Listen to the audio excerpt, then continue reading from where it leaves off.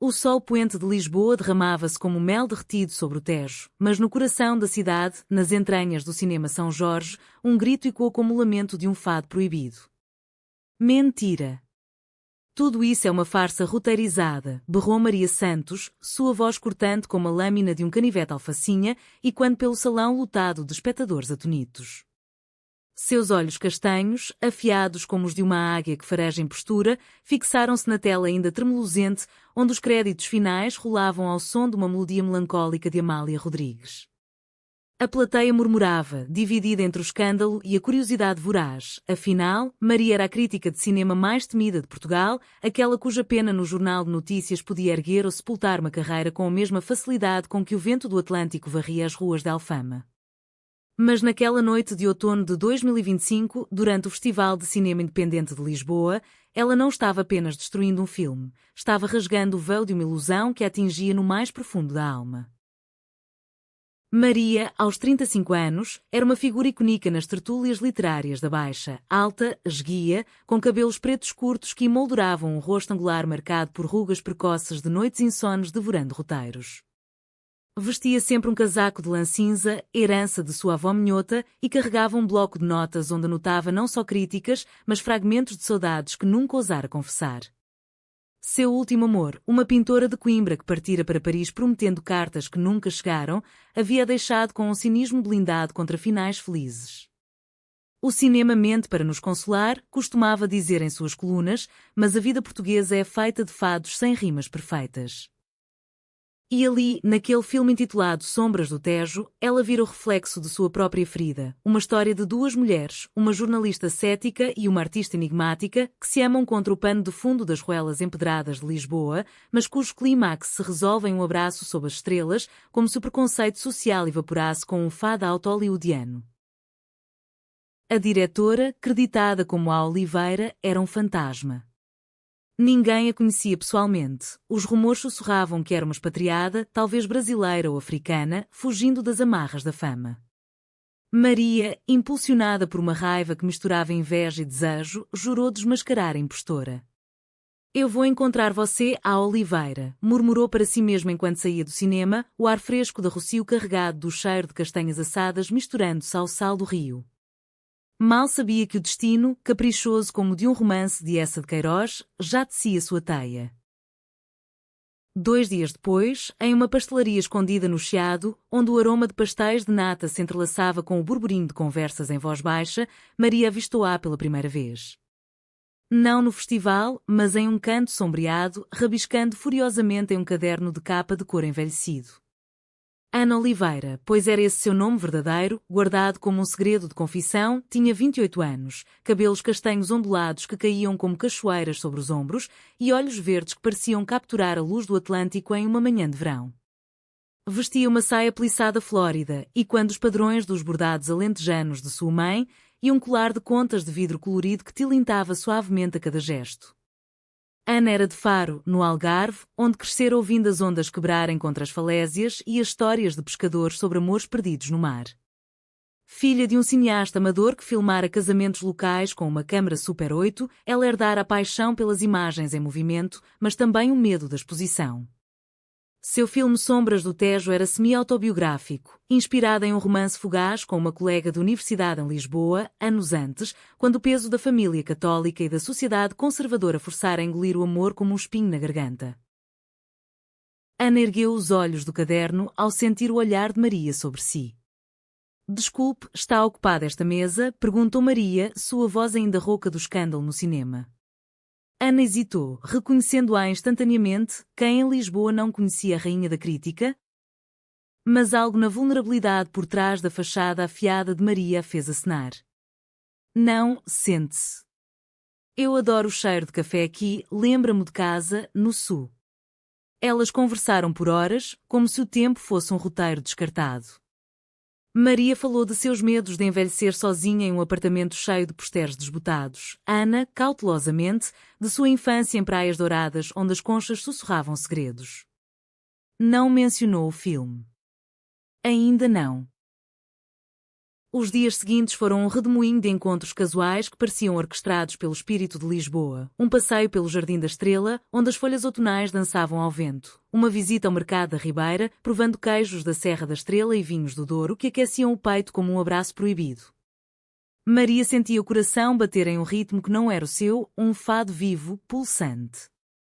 Ana, por sua vez, via em Maria a âncora que sempre buscara, alguém que entendia a dor da autenticidade em um mundo de aparências. Mas o segredo pairava como uma nuvem sobre o castelo de São Jorge. Quando Maria finalmente confessou sua fúria com sombras do Tejo, Ana empalideceu. Você assistiu? O que achou? Maria riu amargamente. Uma mentira bonita, mas vazia. Aquelas mulheres se amam sem consequências? Em Portugal? Onde ainda se sussurra sobre pecados nas missas de domingo? Ana baixou os olhos, as mãos tremendo ao redor da chávena de chá de ervas. E se eu disser que é baseada em algo real? Que o final feliz é o que eu queria acreditar? Foi o primeiro vislumbre da verdade. Elas se beijaram pela primeira vez sob a chuva fina de novembro, na Praça do Comércio, os lábios se encontrando como duas ondas que finalmente se unem após anos de marés separadas. O beijo foi salgado de lágrimas, de Maria pela redescoberta da ternura, de Ana pelo medo de que a verdade afundasse como um navio em tormenta. Mas os roteiros falsos não param nos filmes. Enquanto o romance florescia em jantares à luz de velas em tascas de bairro alto, onde se cantava fado até as almas chorarem, uma sombra se aproximava. João Mendes, um produtor ambicioso de Porto, amigo de infância de Ana, descobrira seu segredo. Ele financiara parte do filme em troca de anonimato, mas agora via oportunidade, vazar rumores de que Sombras do Tejo era uma plágio de um curta francês, manchando a reputação de Ana e, por tabela, a de Maria, que começava a defender o filme em suas colunas após o encontro. João era o tipo de homem que colecionava traições como garrafas de Porto envelhecido, charmoso, mas podre por dentro. Ele enviou um e-mail anónimo a Maria, sua amada diretora @histórias. Quer provas? Encontre-me no Lisboa Factory. O coração de Maria se partiu como azulejo rachado. Ela confrontou Ana em seu estúdio improvisado no cais do Sodré, um loft cheio de rolos de filme e posters de Godard. É verdade? Você me usou para reescrever seu final falso? Ana, com os olhos inchados de noites sem sono editando takes, negou com veemência. Não, Maria. João está mentindo. Ele quer o crédito, o dinheiro. Eu te amo, isso é real, não um enredo. Mas as dúvidas se infiltraram como a umidade nas paredes antigas de Lisboa. Maria partiu, deixando para trás um bilhete. No cinema, cortamos as cenas ruins. Na vida, sangramos por elas.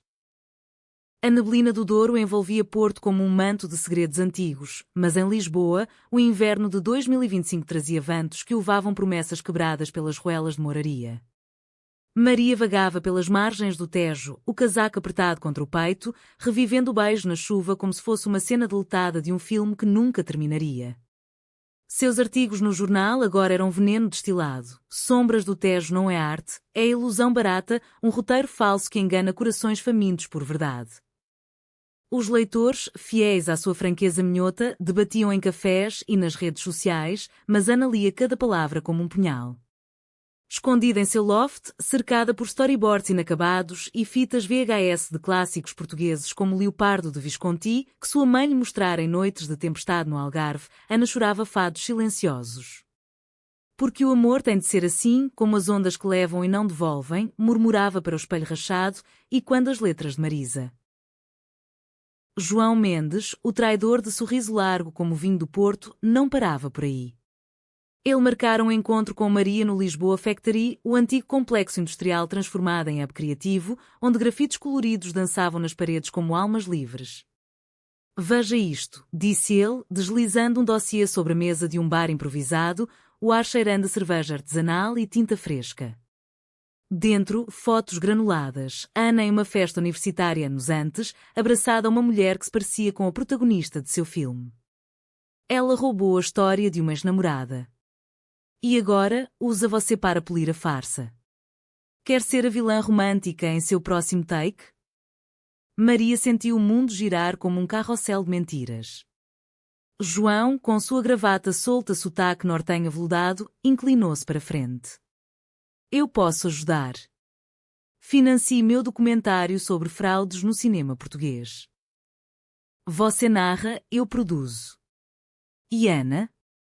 Some como um fade-out ruim.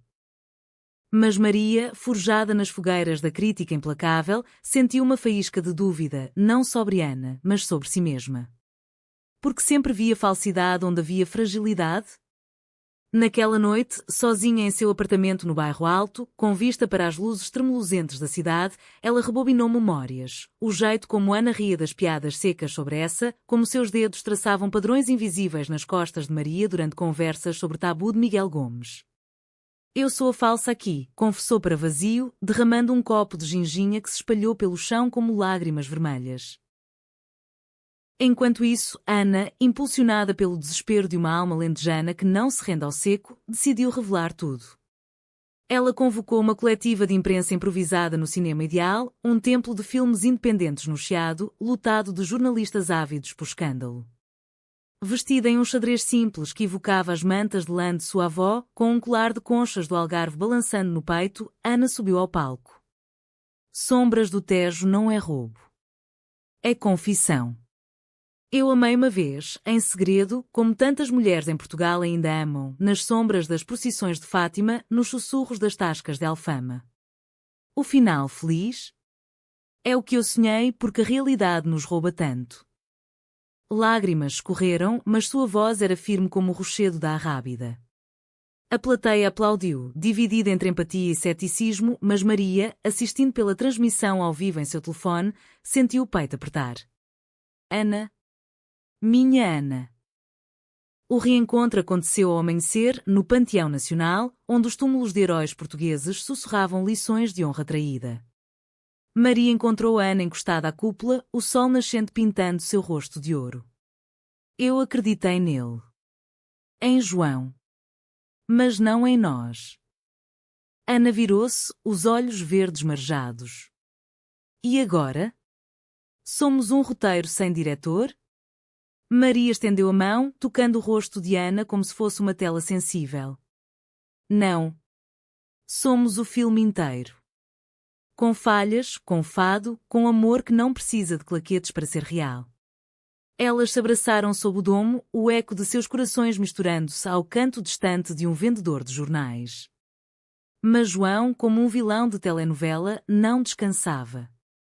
Ele vazou o dossiê para a imprensa, transformando o romance delas em manchete. Crítica e diretora, amor ou plágio? O escândalo explodiu como fogos de artifício na festa de São João. Jornais de norte a sul, do Público ao Correio da Manhã, dissecavam a história com a gula de quem devora pastéis de Belém. Amigos de Maria, das tertúlias do luxo frágil, viravam as costas. A família de Ana, devota e conservadora em Faro, enviava cartas de repreensão cheias de cruzes e orações. Você envergonha o nome Oliveira, escreveu a mãe, e quando o peso de gerações que viam o amor entre mulheres como um pecado maior que a usura. Ana, isolada em seu loft, começou a duvidar. Talvez João esteja certo. Meu amor é uma farsa, porque eu escondi tanto tempo. Maria, porém, recusou-se a render. Ela escreveu uma coluna incendiária. No cinema português, amamos heróis falhos, de Camões a Manuel de Oliveira. Por que não amar mulheres que lutam por suas verdades? Sombras do Tejo não é plágio, é espelho de nossas saudades coletivas. O artigo viralizou, reacendendo debates em podcasts e fóruns sobre identidade que era em Portugal pós 25 de abril. Mas o preço era alto, ameaças anônimas nas ruas de Lisboa, olhares acusadores nas pastelarias. E então veio o golpe final de João. Ele revelou que financiara o filme com dinheiro sujo, de um esquema de lavagem em cassinos do Estoril, arrastando Ana para um inquérito policial. Primavera irrompeu em Lisboa como um beijo roubado, com jacarandás roxos florescendo nas avenidas e o ar carregado do perfume de laranjeiras em Bloom. Mas para Maria e Ana, o florescimento era uma ilusão frágil, ameaçada pelas raízes podres do escândalo.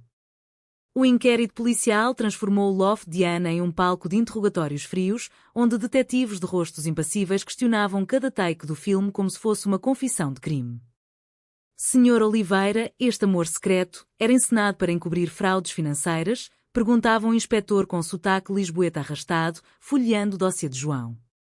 Ana, sentada em uma cadeira desconfortável, com as mãos entrelaçadas como em oração, respondia com a dignidade de uma fadista no auge. Meu filme é sobre cura, não crime. O amor que mostro é o que vivi, escondido, sim, mas verdadeiro como o Tejo que corre para o mar. Maria, barrada da sala por ordens judiciais, esperava do lado de fora, no cais do Sodré, onde os elétricos rangiam como lamentos antigos. Seu telefone vibrava com mensagens de apoio de aliados inesperados, uma atriz de telenovelas que saíra do armário anos antes, um roteirista de Coimbra que citava Sofia de Melbrenner em solidariedade. Mas o vazio em seu peito era um abismo. Eu a traí primeiro, com minhas dúvidas, confessava para si mesma, caminhando até o mosteiro dos Jerónimos, cujas gárgulas pareciam julgar sua fraqueza. Lá, ajoelhada em um banco de pedra fria, ela rezou não a Deus, mas às musas do cinema. Deixem-me reescrever este enredo. Sem falsos finais. João, o arquiteto da ruína, saboreava sua vitória em um bar de vinho do Porto, no bairro Alto, brindando com cúmplices de ternos cinzentos. Elas caem como dominós, ria, ignorando o veneno que corroía sua própria alma. Um homem que, em segredo, invejava a coragem delas, pois seu casamento arranjado era a maior farsa de todas. Mas o karma português, lento como o vinho a envelhecer nas caves do Douro, começou a girar. Uma jornalista investigativa do Expresso, amiga de Maria das antigas coberturas de festivais, desenterrou o passado de João, ligações com apostadores do Estoril, transferências suspeitas que financiavam não só o filme, mas sua vida de luxos falsos. O verdadeiro roteiro falso é o dele, escreveu ela em uma matéria bombástica, virando o holofote para o traidor. Ana foi liberada sob fiança, graças a um advogado pro bono que via no caso um marco para direitos LGBTQ+, em Portugal. Ela correu para os braços de Maria na saída da delegacia, no Rocio, onde a estátua de Dom Pedro IV testemunhava o reencontro. Eu pensei que te perderia para sempre, soluçou Ana, o rosto enterrado no casaco de Maria. Nunca. Somos mais fortes que qualquer claquete, respondeu Maria, beijando sua testa como se selasse um pacto eterno. Elas decidiram contra-atacar, refazer o final de Sombras do Tejo como um curta complementar, filmado em locações reais de Lisboa, com depoimentos de mulheres quer portuguesas, de ativistas do Porto a poetas do Algarve. Vamos mostrar o amor sem cortes, propôs Ana, os olhos brilhando com a chama criativa que João nunca pudera apagar. As filmagens começaram em maio, sob o sol radiante que transformava o Tejo em um espelho de safira. Maria, relutante no início, assumiu o papel de co-diretora, sua lente crítica agora moldada pela ternura. Elas gravaram em Alfama, onde varandas de ferro forjado enfeitadas com flores de buganvília serviam de cenário para cenas de confissão sussurrada, no Lisboa Factory, transformando os grafites em metáforas de identidades fragmentadas, e nas praias de Cascais, onde o Atlântico lambia as areias como um amante paciente. Ana dirigia com a paixão de quem redime pecados, Maria ditava com a precisão de quem curava feridas. Entre takes, elas roubavam momentos, um piquenique com bifanas e cerveja Superboc sob os arcos do aqueduto das Águas Livres, conversas sobre o futuro, talvez uma casa no Alentejo, com vinhas e um estúdio caseiro. Mas o conflito não se dissipava tão facilmente. A família de Ana, ferida pelo escândalo, cortou laços. A mãe, em uma ligação transatlântica de Faro, chorou. Você escolheu o pecado sobre o sangue. Ana, desabando em prantos no colo de Maria, revelou camadas profundas. Cresci ouvindo que o amor de mulheres é a maldição das sereias. Mas com você, sinto-me abençoada, como as madonas dos azulejos que protegem as ruas. Maria, por sua vez, confrontou seus demonios em uma visita surpresa a Coimbra, onde sua ex-pintora agora expunha telas de saudades parisienses. Eu fugi porque temi ser eu mesma, admitiu a ex, e Maria percebeu. O ciclo de traições começava no medo interno.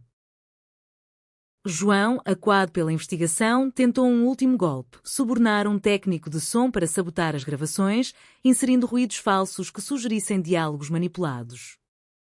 Descoberto, ele foi preso em uma batida noturna no Estoril, algemado sob as luzes néon dos cassinos, murmurando desculpas vazias. Eu só queria ser visto, confessou ao juiz, um eco patético de sua inveja. Com o vilão neutralizado, o curta Tejo Sem Sombras estreou no mesmo cinema São Jorge, meses depois, em uma noite de verão onde o ar vibrava com o som de guitarras portuguesas. A plateia, diversa como um mosaico de Lisboa, de jovens ativistas a idosos de tradições, aplaudiu de pé. O filme terminava não em abraço perfeito, mas em uma caminhada de mãos dadas pelo Tejo ao amanhecer, com vozes em off de mulheres reais. O amor não tem finais falsos, tem continuações, com dores e alegrias. Maria e Ana, sentadas na primeira fila, trocaram um olhar que dizia tudo, um amor forjado no fogo da realidade, sem roteiros. O outono retornou a Portugal com sua paleta de ouros e vermelhos, pintando as vinhas do Douro como telas de um mestre impressionista. Em Lisboa, Maria e Ana colhiam os frutos de sua vitória. Tejo Sem Sombras ganhou o prémio de melhor curta no Festival de Veneza, um eco distante mas glorioso das glórias de Manuel de Oliveira. Jornais celebravam-nas como as musas que de Portugal e convites choviam para palestras em universidades de Coimbra e Porto. Mas o sucesso, como o vinho verde, era ácido com notas de amargor. Ana, marcada pelo inquérito, lutava com insonias, revivendo as perguntas dos detetives como fantasmas. E se o próximo filme for julgado não pela arte, mas pelo escândalo, confidenciava Maria durante noites em que o Tejo parecia um espelho negro. Maria, sempre a âncora, propôs uma fuga, uma viagem ao Alentejo, terra de planícies infinitas e cortiços brancos que sussurravam histórias de camponeses resilientes. Elas alugaram um carro em Lisboa, um velho Fiat que rangia como um fado rouco, e rumaram sul, pela A2, com o rádio sintonizado em estações que tocavam fado novo de Carminho. Pararam em Évora, no templo romano onde ecos de impérios caídos lembravam a transitoriedade das traições. Aqui, os deuses romanos amavam sem pudor, disse Maria, traçando os pilares com os dedos, enquanto Ana fotografava com uma câmara Polaroid, capturando instantes efêmeros como conchas na praia. Em Monsaraz, um vilarejo medieval coroado por um castelo que vigiava o lago do Alqueva, elas encontraram refúgio em uma quinta familiar, gerida por uma viúva de olhos sábios chamada Dona Rosa. Bem-vindas, filhas do vento, soudou a idosa, servindo uma mesa farta de migas alentejanas, porco preto assado e azeite que dourava o pão como o sol poente. Dona Rosa, com sua saia de chita e lenço na cabeça, contava lendas locais, de mulheres que, nos tempos da Inquisição, escondiam amores proibidos em adegas de vinho. O Alentejo guarda segredos como a terra guarda sementes, dizia, piscando para Ana e Maria com cumplicidade. À noite, sob um céu estrelado que rivalizava com os deuses, elas dançavam ao som de uma concertina tocada por um vizinho, os corpos se movendo em ritmos lentos, como se o tempo parasse para abençoá-las. Mas o conflito, tenaz como as raízes de uma oliveira centenária, ressurgiu em forma de carta. A mãe de Ana, após meses de silêncio, escreveu de Faro: "Volte para casa, filha. O mar perdoa, mas a família não esquece. Deixe essa confusão em Lisboa." As palavras cortaram como o vento cortante do cabo de São Vicente. Ana, lendo a missiva à beira do lago, dobrou-se em lágrimas. Ela me vê como uma sombra, não como sua luz.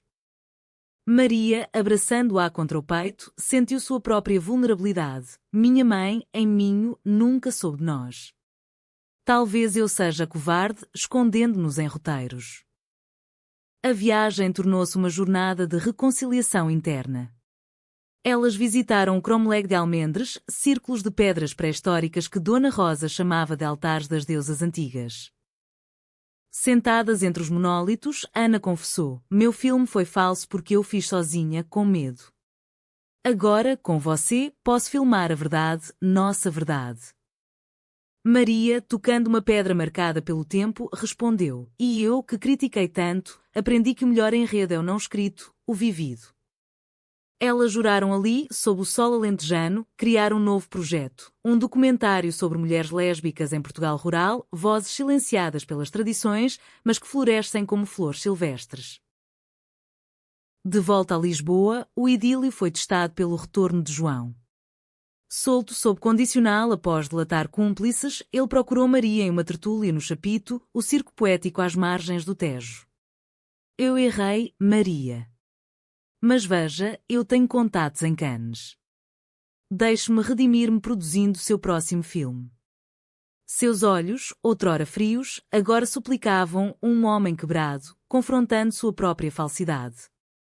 Maria, com a pena afiada, recusou. Redenção não se compra com claquetes, João. Vá e encontre sua verdade sem roubar a dos outros. Ele partiu, cabisbaixo, um epílogo amargo para seu arco de vilão. O romance delas amadureceu como o queijo de serpa, picante, profundo, com texturas inesperadas. Elas adotaram rotinas lisboetas, manhãs no Café Nicola, lendo o século e sonhando roteiros, tardes editando no loft, com vinil de fado vadio ao fundo, noites encaminhadas pelo Parque Eduardo VII, onde as luzes da cidade piscavam como estrelas caídas. Ana propôs, casemo-nos? Não por lei, mas por nós, uma cerimônia no Algarve, com o mar como testemunha. Maria, rindo através das lágrimas, aceitou, sim, minha diretora secreta. Sem falsos finais. Inverno de 2026 caiu sobre Portugal como um manto de geada, mas em Faro, no coração do Algarve, o sol persistia teimoso, aquecendo as falésias como um beijo relutante em adeus. A cerimônia de Ana e Maria foi um segredo íntimo, tecida com fios de tradição e rebeldia, na praia da Dona Ana, onde ondas turquesas lambiam areias douradas, sob um arco de flores silvestres escolhidas por Dona Rosa, que viajara do Alentejo para abençoar. Não havia padre, mas uma fadista local, voz rouca como o vento do sudoeste, cantou estranha forma de vida, as notas se entrelaçando ao rugido do mar. Vestidas em túnicas brancas bordadas com motivos de azulejos, Maria com um colar de conchas de Ana, Ana com o anel de prata minhoto de Maria, elas trocaram votos sussurrados, eu te amo nas sombras e na luz, sem roteiros, só nós. A mãe de Ana compareceu, um milagre de reconciliação forjada em cartas e chamadas noturnas. Eu vi seu filme, filha. Vi você, disse ela, os olhos envelhecidos pelo sal do mar refletindo orgulho misturado a dor. O pai, pescador de mãos calejadas, apertou a mão de Maria com um aceno silencioso, um gesto alentejano de aceitação mais eloquente que palavras. Amigos de Lisboa voaram para o sul, a jornalista do Expresso, que se tornara aliada, o roteirista de Coimbra, que brindou com medronho caseiro. Foi uma noite de sardinha assada na brasa, danças ao som de viola campaniça e estrelas que pareciam aprovar o enredo reescrito. De volta à capital, o documentário Vozes do Silêncio tomou forma. Filmada em vilarejos remotos de Gerês no norte, com suas cascatas e lendas de bruxas amantes, atrás os montes, onde mulheres idosas teciam contos de amor escondidos em espigueiros, o projeto capturava essências. Uma pastora de 70 anos em Castelo Branco, que sussurrava sobre sua companheira de juventude perdida na guerra colonial, uma ativista jovem em Setúbal, tatuada com âncoras que simbolizavam raízes quer. Maria narrava com sua voz grave, entrelaçando análises cinematográficas a reflexões pessoais. Em Portugal, o amor lésbico é como o fado, nascido na dor, mas eterno na beleza. Ana dirigia com sensibilidade, close-ups que capturavam lágrimas como pérolas, risos como fogueiras. Mas o alto trau irrompeu inesperado, como uma tempestade de verão no Douro. Durante as filmagens em Évora, um grupo conservador local, remanescentes de uma seita católica radical, invadiu o set, brandando cartazes com cruzes e gritos de pecado contra a natureza. Liderados por um padre de olhos fanáticos, eles destruíram equipamentos, alegando que o filme corrompia a pureza alentejana. Ana, protegendo a câmara com o corpo, foi empurrada ao chão, o braço torcido em agonia. Maria, vendo o sangue de um arranhão na testa de Ana, explodiu em fúria. Vocês, hipócritas. Gritam por pureza enquanto escondem seus próprios pecados nas confissões. A polícia chegou, dispersando o tumulto, mas o incidente viralizou, reacendendo debates nacionais sobre tolerância pós-Salazar. No hospital de Évora, com Ana de gesso no braço e curativos no rosto, Maria velou-a como uma sentinela. Isso é o preço da verdade, murmurou Ana, fraca mas desafiadora. Não. É o preço da ignorância deles. Nós continuamos. O incidente galvanizou apoio. Petições online com milhares de assinaturas. De Lisboa a Luanda, o Presidente da República condenou publicamente o ódio, citando os valores da Revolução dos Cravos. Até João, redimido em sua cela, escreveu uma carta de desculpas. Eu plantei sementes ruins. Vocês as transformam em flores. O documentário estreou no Duque Lisboa, festival outonal que enchia a cidade de debates acalorados. Projetado na Culturgest, com o Tejo brilhando ao fundo através das janelas, Vozes do Silêncio silenciou a sala com sua honestidade crua. Não havia heróis invencíveis, só mulheres reais, com cicatrizes e forças. O público chorou, aplaudiu, debateu até o amanhecer em bares do cais. Prémios choveram, melhor documentário nacional, júri jovem, mas o verdadeiro troféu era o e-mail da mãe de Ana. Estou orgulhosa. Venham visitar, o Algarve tem espaço para amor verdadeiro. Maria e Ana, agora inseparáveis como as gêmeas do Tejo do Douro, compraram uma casa modesta em Belém, perto dos Jerónimos, com um quintal para plantar laranjeiras. Ali, entre livros de Camões e rolos de filme, elas sonhavam futuros, talvez filhos adotivos, talvez um estudo itinerante pelas aldeias portuguesas.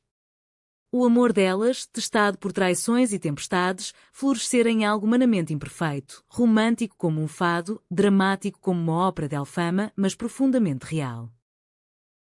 Anos se passaram como frames em um projetor antigo, borrando as bordas das memórias em tons sépia de nostalgia portuguesa. Em 2030, Lisboa pulsava com o vigor de uma cidade que renascera das cinzas, literal e metaforicamente, após as vagas de calor que ameaçaram as vinhas do Douro. Maria e Ana, agora na casa dos 40, eram pilares da cena cultural que era. Maria publicara um livro, Críticas do Coração, ensaios que mesclavam análise fílmica a confissões pessoais, best-seller nas feiras de livros da Feira de São Jorge. Ana dirigir uma série para a RTP sobre amores periféricos em Portugal, filmada das ilhas dos Açores às planícies do Baixo Alentejo. Sua casa em Belém era um santuário vivo, paredes forradas de azulejos recuperados de uma tasca demolida em Alfama, uma estante com DVDs de todos os festivais que frequentaram e um jardim onde laranjeiras frutificavam ao lado de um pequeno estúdio caseiro. Adotaram uma menina de 5 anos, Sofia, órfã de uma família cigana de Évora, cujos cachos pretos e olhos curiosos ecoavam a vitalidade de Ana. Mamã Maria conta a história do filme que não era falso, pedia Sofia à noite, aninhada entre elas na cama de docel. Maria ria, começando. Era uma vez duas mulheres que se encontraram em uma pastelaria e o destino, caprichoso como o fado, teceu um enredo de amor verdadeiro. Mas a vida, fiel à tradição narrativa portuguesa, não poupava reviravoltas. João Mendes, após anos de reclusão e terapia em uma clínica nortenha, reapareceu como um fantasma redimido. Agora um produtor modesto de curtas educativos sobre tolerância, ele contatou-a via e-mail. Deixe-me ajudar no seu próximo projeto. Como dívida paga. Ana, perdoadora como o mar que lava as praias do Algarve, aceitou uma colaboração cautelosa, um curta sobre redenção em Porto, filmado nas caves do vinho onde João crescera. Maria, cética mas compassiva, supervisionou. Não confio, mas acredito na segunda chance. Como em Os Maias. O conflito final veio não de fora, mas de dentro. Ana descobriu um tumor benigno no seio, detectado em um check-up rotineiro no Hospital de Santa Maria. É pequeno, operável, disse o médico, mas as palavras ecoaram como um verdito de fado trágico. Ana, forte em público, desabou em particular. E se eu te deixar, Maria? Como no filme que critiquei, um final sem resolução? Maria, segurando sua mão no quarto estéril, respondeu com lágrimas ferozes. Você não me deixa. Lutamos juntas, como sempre. Nosso enredo não acaba, continua em Sofia, em nossos filmes, em nós. A cirurgia em dezembro, sob Sãos Cinzentos de Lisboa, foi um sucesso. Ana recuperou-se na casa do Alentejo de Dona Rosa, agora uma avó adotiva para Sofia, mimando-as com sopas de cação e histórias de santas milagreiras. João, surpreendendo-as, enviou flores do Porto com uma nota. Vocês me ensinaram o que é real, obrigado. O incidente fortaleceu o laço. Maria escreveu um ensaio sobre vulnerabilidade no amor que era. Ana dirigiu um episódio da série sobre saúde mental em casais. O grande final veio no Festival de Cinema de Lisboa de 2030, onde exibiram Ecos do Tejo, um híbrido de ficção e documentário que entrelaçava sua história à de outras mulheres portuguesas. Na plateia, Sofia aplaudia com pompons feitos de papel de jornal. A mãe de Ana, ao lado do pai, sorria orgulhosa. Ao receberem o prémio vitalício por contribuição cultural, Maria subiu ao palco com Ana, mãos entrelaçadas. O cinema nos deu roteiros falsos, mas a vida, em sua saudade portuguesa, nos deu um amor sem finais artificiais. Para todas as mulheres que amam nas sombras, saiam para a luz. O Tejo as espera. Elas saíram do cinema de braços dados, o Tejo brilhando sob a lua cheia, um ciclo completo.